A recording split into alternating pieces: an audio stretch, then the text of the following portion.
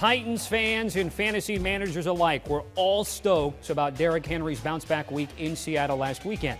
The King rushed for 182, 130 after contact in a comeback overtime win against the Seahawks. He said after the game, "I don't think anyone expected us to come here and get a W.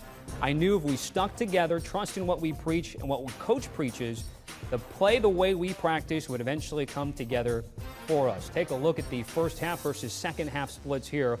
What was even more impressive about the performance, Mike Vrabel without two of his starters in the O-line. Left guard Roger Saffold left the game early. Three-time Pro Bowler left tackle Taylor Lewan wasn't even able to suit up. A late scratch on the field. Let's bring in Super Bowl champ Ryan Harris with the good, the bad, and the big uglies. And let's start with the Titans there. Ryan, I think something that really stuck out to me is what Henry said about we continue to do what we preach, and that is run the football. What stood out to you about their offensive line and performance in week 2? Well, they were markedly better. And I talked to a couple of the players for the Tennessee Titans, and they said our philosophy is to get 40 carries per game. So they got to 35 on the road while they were still behind. So that commitment to the run game, but then also the versatility of that offensive line. Taylor Lewan was not in because of injury. And then also you had those injuries to big old Ben Jones, the veteran center. And those really affect an offensive line. But Derrick Henry also had 6 passes, and that was a career, 6 catches, excuse me. That was a career high.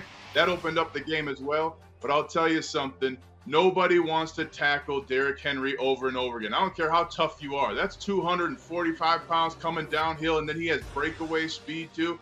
Guys start making business decisions in the third and fourth quarter, and that's where Derrick Henry shines behind that offensive line. Love to see him down big, still run the football in the second half. And again, games with 150 or more rushing yards and 2 or more rushing TDs.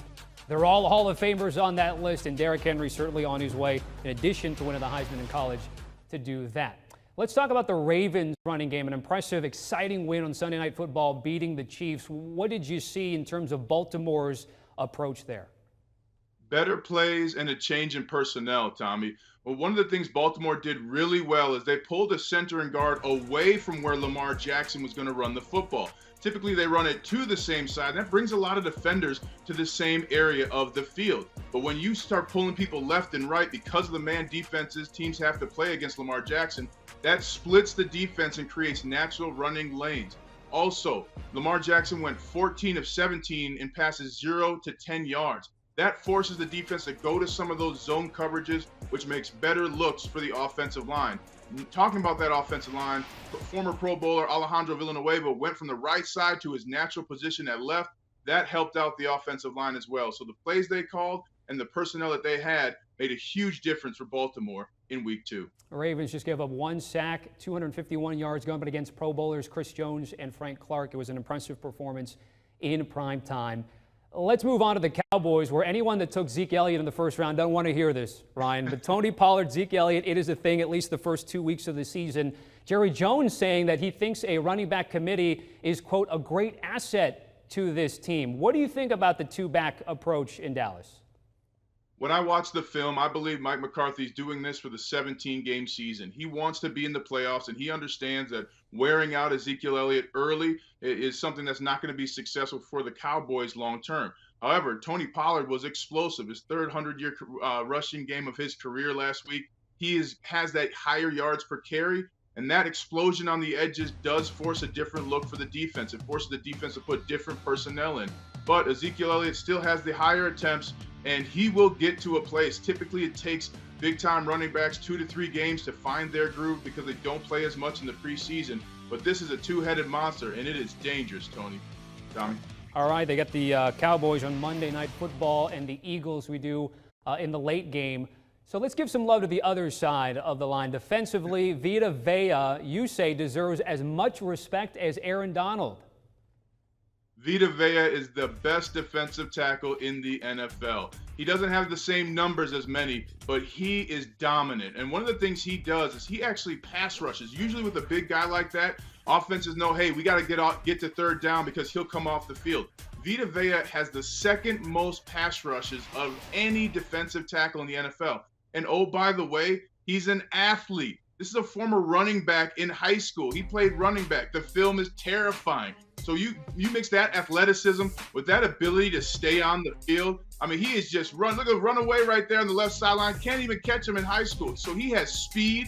That's something people don't think about with NFL linemen, especially defensive linemen. But the speed there, running past the defense as a running back, Vita Vea, that's a tough day whether you're on offense or defense. And even the offensive players, they know they have their work cut out for them because he can pass rush and he's so dominant in the run game. Shout out to Milpitas High School in the Bay Area, my high school, where Vita Vea went, seeing those highlights. By the way, Aaron Donald, 99 Madden rating, Vita Vea only an 88. You think we need to change that, Ryan, just a little bit?